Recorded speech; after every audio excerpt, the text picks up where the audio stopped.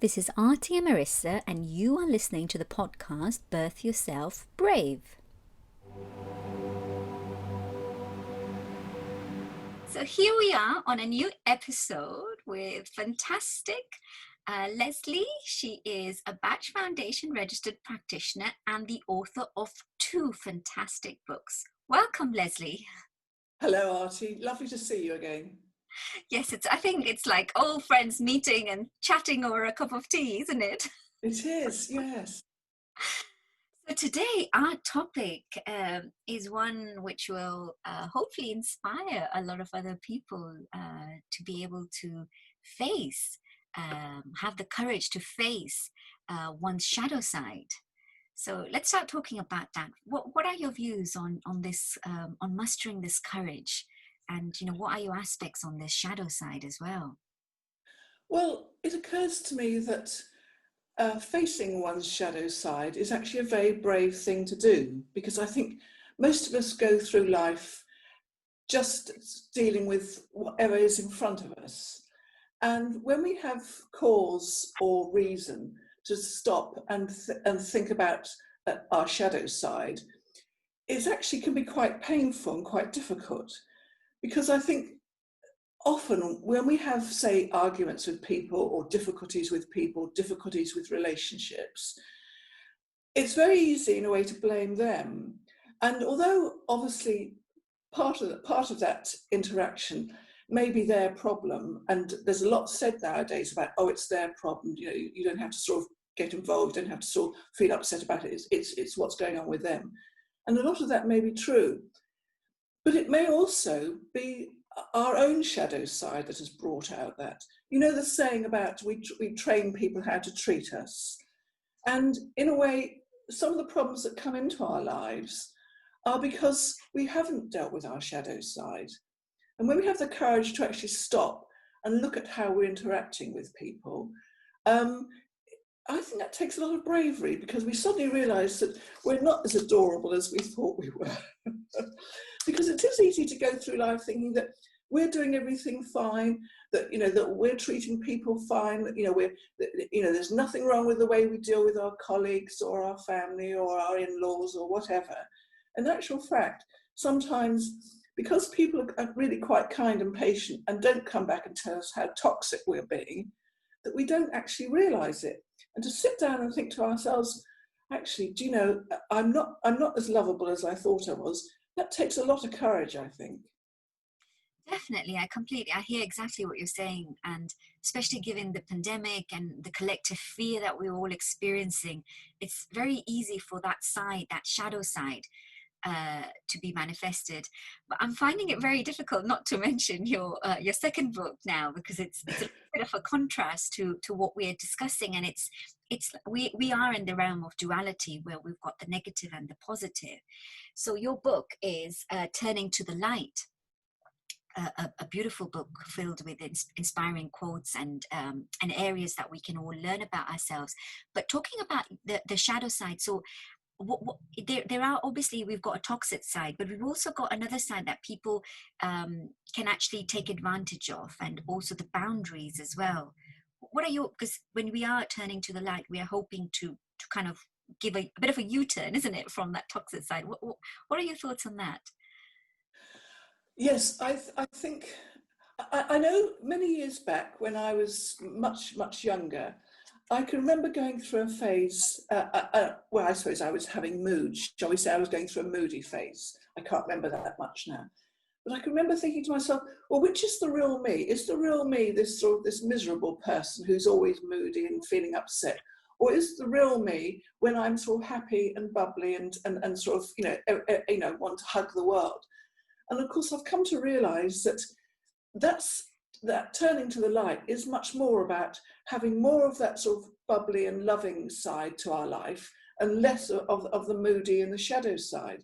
And obviously, we're all faced with the balance. And there's no doubt about it, as you say, the pandemic has brought out so much more of our shadow side, and we have to face up to that. And, for people who are living in sort of difficult domestic arrangements or difficult work-wise or problems with, eviction from their homes, obviously more of their shadow side is going to come out, because these are the demons on the threshold they're having to face. You've actually put it so eloquently. We've got both sides, and like a lot of the calls I'm getting as well is like, how do I get rid of my negative thoughts? How this mental chatter, this inner critique is so manifested right now. So yes, it's all coming out. But I guess this leads on very nicely to another topic that we've been discussing as well, about being present. And I think we were talking about this quote by Fee Glover, the Radio 4 journalist. I'm just going to quickly read it, and then we can talk about how we've managed to both of us be in the present. She says, "It's that art of living in the moment, a state of mind I find almost impossible to achieve. I've never been able to forget the past and not worry about the future. Part of parenting involves trying to predict what comes next, and part of being over 50 is having a considerable amount of stuff in the bank of life to look back on, both good and bad. But here, today, right now, well, that always seems like the wobbly wooden bridge across the canyon, the thing you race over, not allowing the weight to jeopardize your safe passage." I think that's such a brilliant metaphor, and so true, isn't it? Is that, to actually stop and think about where we are is just like, stopping in the middle of this wobbly bridge. It just completely throws your sense of balance out. There's a beautiful, I can't remember the exact quote, but the Vietnamese Buddhist monk Thich Nhat Hanh, he talks very much in his books about sitting with our suffering.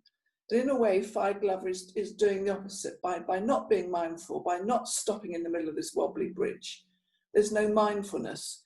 And so there's a lot of bravery and courage again in mindfulness to actually sit with our suffering. And as I understand it, that it's not so much about wallowing in your suffering, which, as we know with the Bach flower remedies, would be a case of needing willow if we're sitting there feeling self-pity and wallowing resentment. But as I understand it, sitting with your suffering is actually stopping in your life, stopping from rushing from one problem to another, or one anticipation of a crisis to another, is actually sitting down and saying, why am I feeling so upset? What is it about this particular situation or this particular relationship or this particular incident that makes me feel I'm suffering? And I've done this, since I've read this in his books, I've done this more and more, that I just make myself stop and think, why am I feeling so scratchy about this? What remedies, what flower remedies do I need? And what is it that's making me feel like this? And I know that you're a great fan of Eckhart Tolle, aren't you? Yes. And he often says it's to do with the ego. And quite frankly, this again is a form of courage, where we have the bravery to realize that it's our ego that's dominating this. It's our ego that's saying, I'm hurt and I'm the one that's not the center of attention at the moment, and I'm this and my ego's that. And when we recognize that, we're not only sitting with our suffering, we're recognizing the position of our ego. And then when we have the courage to do that, then we can move on, of course. And this is where the Bach flower remedies help so much, because they allow us to take that extra step forward that raises our vibrations away from the resentment and the suffering and the negativity. And then when we're raised above that, we realize how much easier it is to move forward. I completely agree. I love the analogy that you've used, using being inspired by Fee Glover's quote, and then talking about, I'm feeling like this. Is that dissociation between the I and the real I, isn't it? To be able to come back to balance. And often I get people saying, so how long does it take for the Bach flowers to work?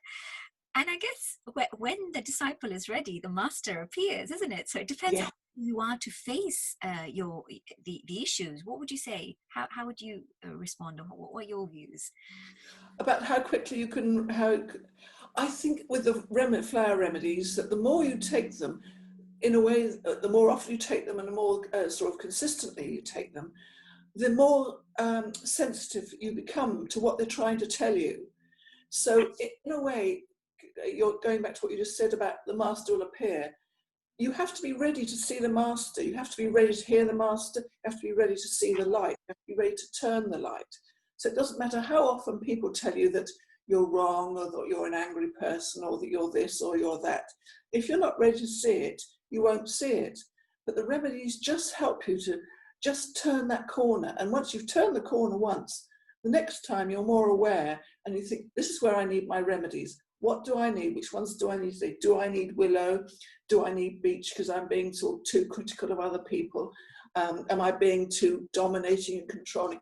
And once you start to analyse what you're feeling and what remedies you need, you're already sort of several steps up on the ladder, and taking the remedies just helps to sort of continue that process.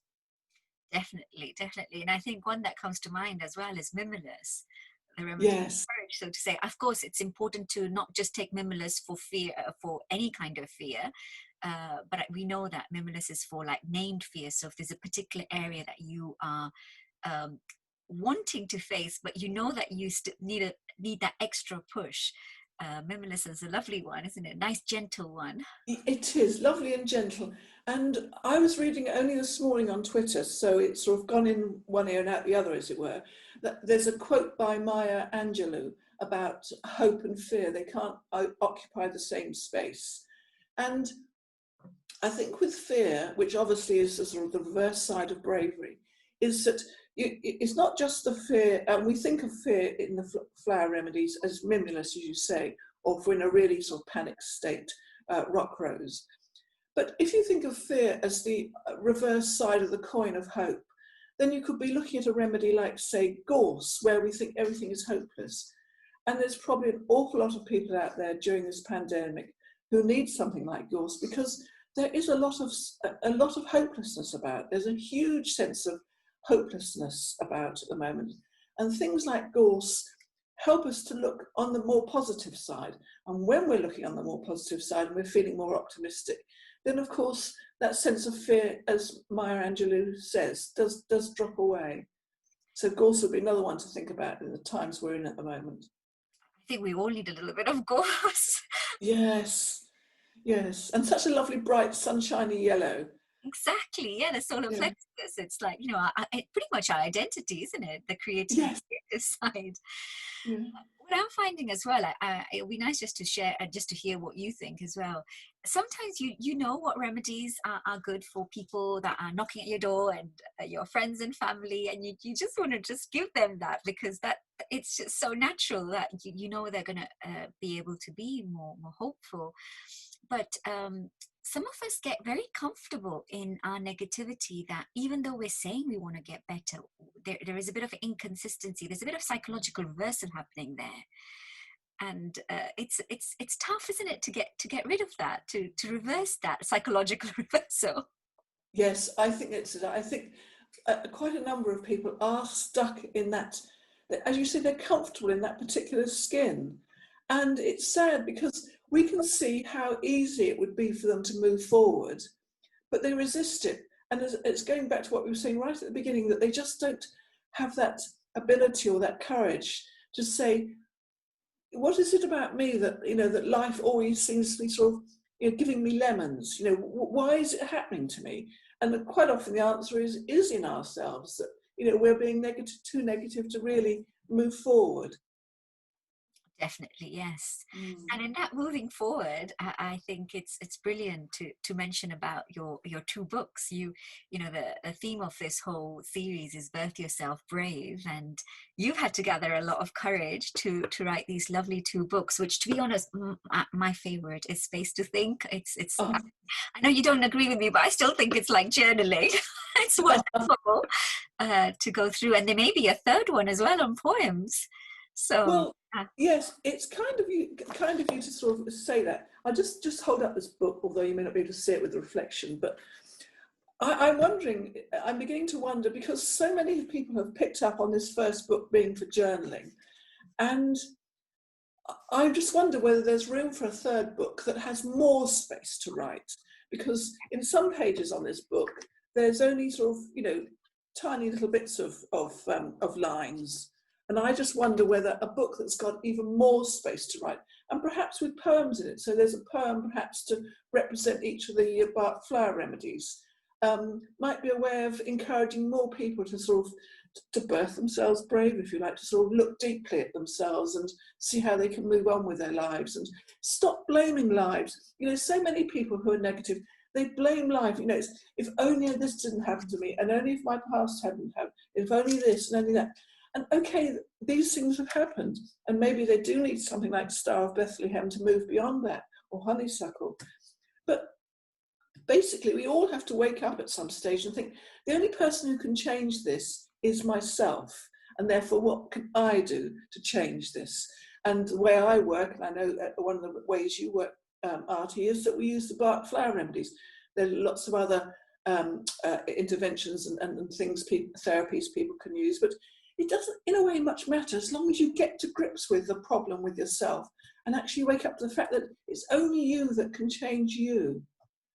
Yeah, it's waking up, isn't it? It's Yes. to wake up rather than stay stuck in that stagnation. Yes. No, definitely. I think it's an opportunity for us, like every moment, every moment that we are in a state of despair and despondency, it's an opportunity to blossom. And in a way, we won't be able to appreciate the blossoming if we didn't go through these lows. I think yes, that's true. Yes. Yeah, and I think gratitude plays a very big step. A little bit of gratitude and a routine in order to be able to start. You know, sometimes it's easier if you mechanically say thank you to eventually, gradually, from that mechanical thank you, it will develop into genuine appreciation. But just start off somewhere, isn't it? Yeah, and gratitude is such an easy way to start. I don't know if I said this to you before, but I have a friend that we email to each other quite often, and he's a great one for gratitude. And he says when I get into bed at night, he said I start thinking of all the things I'm thankful for. He said, and I start at the beginning of my day. He said, and sometimes I only get to 10:30 in the morning. He said, and then I'm asleep. In other words, you know, those just few minutes before he's gone to sleep have been full of gratitude. And he hasn't even got to the end of the day of what he's been grateful for because he's just dropped off to sleep. And I think in a way that's lovely. And again, I think if you're grateful, it means you're thinking outside your own box, outside your own bubble. You're thinking outside of what is going wrong in your life and what's negative about your life, because you're realizing just how much we depend on other people and other situations. You know, that it isn't just our problems, that there's so much else out in the world. I think that's a great step forward. If people can't see any other way forward, just starting with gratitude, I think is a wonderful way to start, and easy, so easy. Yeah, and in a way, during our own development, you know, everybody says that a lot of our beliefs are formed in our childhood. So when we start developing theory of mind, and we know there are other people apart from ourselves, Yes. it's exactly what you've just said, isn't it? It's about expanding our boundaries and expanding our horizon, and I think it's very similar to what the Buddhist monk you quoted earlier on as well. It's about seeing other people's suffering as well, and understanding that suffering is part of humanity, and giving yourself some love and kindness. Yes. And going towards the light. Yes, that's right. Yes. I mean, I don't want to make it sound as though I'm belittling people's past when they've had suffering and so forth. But there comes a time when you just have to, whatever's happened in your past, you have to come to a decision, a crossroads, where you say, am I going to let this dominate my life? Or am I going to, or am I going to take a step forward? There was a wonderful quote on Twitter about a female chief in Malawi, and she came from a line of chiefs, but of course mostly they've been male chiefs, and she's a female chief. And the first thing she decided when she became a chief, she was going to do away with child marriages and child sexual initiation ceremonies. Now, I mean, that was enormously brave, because she was going against centuries of male dominance and male tradition. And let's face it, in those sort of situations where it's become a tradition for so many years, women themselves come to accept that rape and abuse and incest and all that are just the norm. And, that in itself is another a cause for courage, is when you can put the past behind you, because it's very easy to say, oh, it's good enough for me. It's like smacking in this country. We say, oh, it's good enough for me. It won't hurt my children. You've got to grow away from that sort of attitude. And this female chief, whose name I think is, I don't know quite how you pronounce it, but it's Teresa Cachindamoto, to just swoop in and say, I think she's already stopped something like 850 child marriages. I mean, that's incredible courage, that really is. But it's moving on, you see, it's saying that the past is not going to hold us back. We are not going to be imprisoned by the past. I think that's a beautiful statement, not being imprisoned by the past. And there will be times that we will go back into the past, because life is a big round circle. Yes. And I think, as you were saying, everybody that's gone through trauma is individual for everybody. What may be traumatic for one person may be a source of happiness for somebody else. So we need to validate that whatever causes us distress, acknowledge that. It's that acknowledgement, but also to know that there are going to be times that we're going to feel low. Lady Teresa, yes, she is doing this fantastic, courageous act of bravery, but even I'm sure she will have her wobbles. Yes. And to birth herself brave when she is having her low points and going through it. Yes. Being brought up in that environment, we kind of imprinted. There's impressions that are very long lasting, and it's the key, I think, is to keep moving, to keep talking, to keep going forward. I think when we get stuck and stagnation and that toxic, it festers, doesn't it, rather than moving and flowing. Yes, you're right. And I think this is one of the things we've lost so much in a way in the pandemic, that we're not meeting other people and having the stimulation of their ideas and their thoughts. Yes, obviously a lot of people are doing it on Zoom and so forth, but the ordinary everyday interactions where people stop in the street and talk to people, excuse me, we've lost a lot of that. And as you say, that can help a great deal with sort of negative feelings. If we're interacting with other people and they're feeling bright and bubbly, or they've got good news to share or whatever, that can all be very positive. And we've lost quite a lot of that in the last 6 or 7 months. And that's why it's more important to start creating a relationship with ourselves. I think we often, our relationship with ourselves is a depiction of our relationship with others. So with the Bach flowers, as you were saying, with going through our emotions and being able to raise our vibration through them, it will help us create that social connection with ourselves first, to be able to encourage it with others. Yes, that's right. I think there's, they're saying, aren't they, that there's a terrific worry about the mental health of people during this pandemic. And I think a lot of it is to do with loneliness, that people have had to sort of fall back on themselves, which can be, a real sort of opportunity for growth. But obviously for a lot of people, it has just caused a lot of negativity. And I think this is why we're seeing so much rage outside, so much more in the way of stabbings and road rage and this, that and the other. It's because people are just sort of, they've lost a lot of social connection, and it's really quite worrying. But obviously, it's an opportunity for everybody to start growing from that. And again, it takes courage to do it.